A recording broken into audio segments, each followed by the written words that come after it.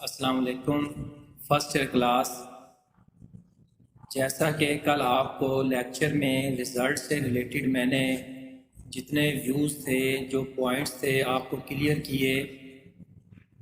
اب آپ کی امپرومنٹ کا مسئلہ ہے۔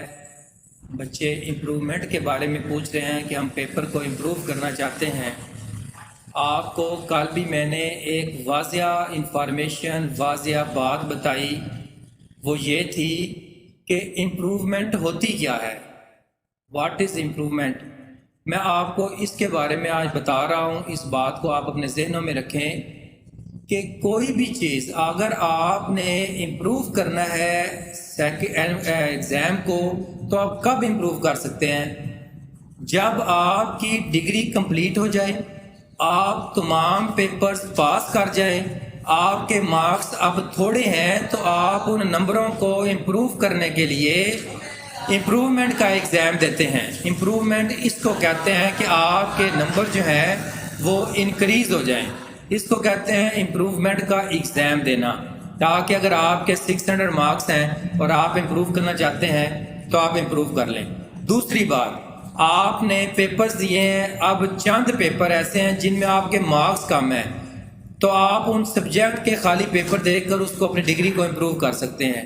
یہ تب ممکن ہے جب آپ نے ایف اے کا رزلٹ کلیئر کر لینا ہے۔ آپ فرسٹ ایئر میں آپ کی سپلی ہے اور آپ کہیں کہ میں نے امپروو کرنی ہے، امپروومنٹ کا ایگزام دینا، تو یہ نہیں ہوگا۔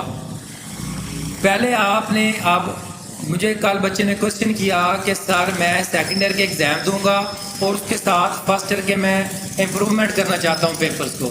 بھائی ایسا نہیں ہے، ایسا ممکن نہیں ہے۔ فرسٹ ایئر علیحدہ کلاس نہیں ہے، سیکنڈ ایئر علیحدہ نہیں ہے۔ آپ کی ڈگری جو ہے وہ ایف اے کی ڈگری ہے۔ فرسٹ ایئر اور سیکنڈ ایئر کمبائن ہو کر آپ کی صنعت ملے گی آپ کو، آپ کا رزلٹ کلیئر ہوگا، اس کے بعد آپ نے امپروومنٹ کے پیپر دینے ہیں۔ آپ سیکنڈ ایئر کے پیپر دیں اور ساتھ آپ کہیں کہ میں امپروومنٹ کے پیپر دینا ہے فرسٹ ایئر کا، تو ایسا نہیں ہو سکتا۔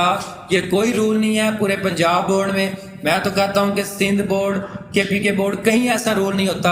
آپ نے کلاس کو کلیئر کرنا ہے، پھر امپروومنٹ کا ایگزام دینا ہے۔ سیکنڈ ایئر کے پیپر دیں، ساتھ آپ کہیں کہ میں فرسٹ ایئر کے جو میں نے ایگزام دیا ہے میرے مارکس کم ہیں، وہ میں ساتھ امپروو کر لوں، نتھنگ، ایسا نہیں ہونا۔ آپ نے ڈگری کو کلیئر کرنا ہے، ایف اے کی ڈگری کلیئر ہوگی، پھر بعد میں آپ بے شک اس کو سیکنڈ اینول میں امپروومنٹ کر لیں 40 دن کے بعد، بے شک آپ نیکسٹ ایئر میں اینول میں جا کر اس کو امپروو کر لیں، تب تو پاسبل ہے۔ ایسے آپ سپلیمنٹری کے ساتھ یا سیکنڈ ایئر کے ایگزام کے ساتھ امپروو نہیں کر سکتے، یہ کوئی رول نہیں ہے۔ آپ کو پہلے ڈگری کلیئر کرنا ہوگی، پھر امپروومنٹ کرنی ہوگی۔ یہ بات آپ کو میں نے آج کلیئر اور واضح بتا دی ہے۔ اللہ حافظ۔